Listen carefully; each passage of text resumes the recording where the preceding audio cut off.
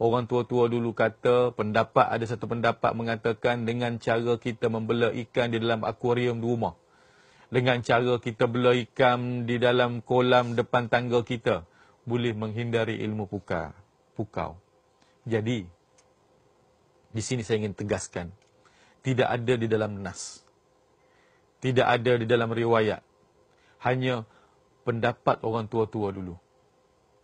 Apabila tidak ada dalam nas, tidak ada dalam riwayat, maka pendapat orang tua-tua dulu itu burn.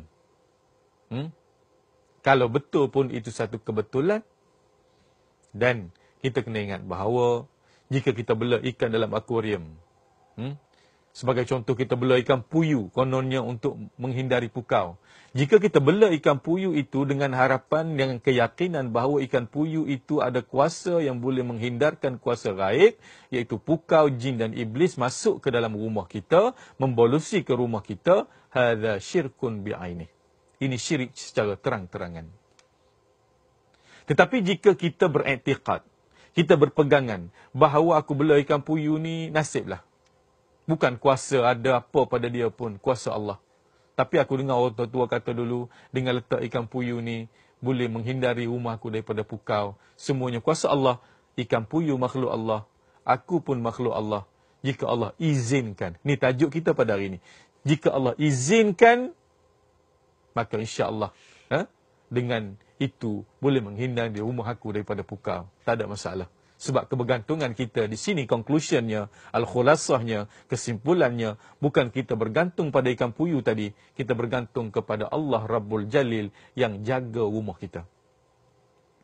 Tuan-tuan, tak payah bela ikan atas rumah lah untuk menghindari pukau ini. Satu ayat yang hebat saya ingin kongsi di sini dengan tuan-tuan dan puan-puan. Baca ayat ni dalam rumah kita, insya-Allah rumah kita dijaga oleh Allah Subhanahu Wa Taala. Tentera Allah jaga kita, tuan-tuan dan puan-puan. Siapa itu tentera Allah? Iaitulah malaikat yang memenuhi rumah kita, duk jaga kita. Yang pertama kata ulama, ayat yang saya baca tadi itu ayat kursi.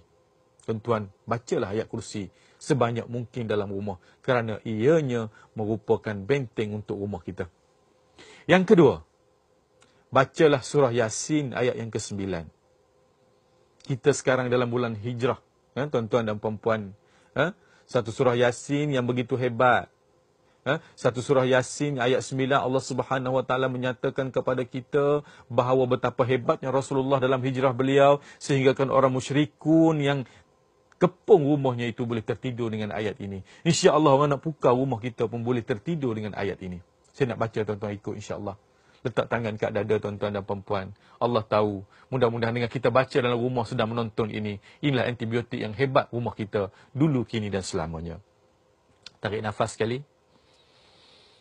Bismillahirrahmanirrahim. وَجَعَلْنَا مِنْ بَيْنِ أَيْدِيهِمْ سَدًّا وَمِنْ خَلْفِهِمْ سَدًّا فَأَغْشَيْنَاهُمْ فَهُمْ لَا يُبْصِرُونَ. Ya Allah, ya Tuhanku, jadikanlah kiri kanan, depan belakang aku benteng. Wa min khalfihim sadda, belakang aku benteng, depan aku benteng, dan mereka tidak dapat melihat. InsyaAllah tuan-tuan, dengan ayat tersebut boleh menjadikan rumah kita syurga bagi kita. Makhluk yang kita nampak tak masuk itu pencuri, makhluk yang kita tak nampak itu jin dan iblis pun tak akan masuk, kata ulama. Selamat mengamalkannya, insyaAllah.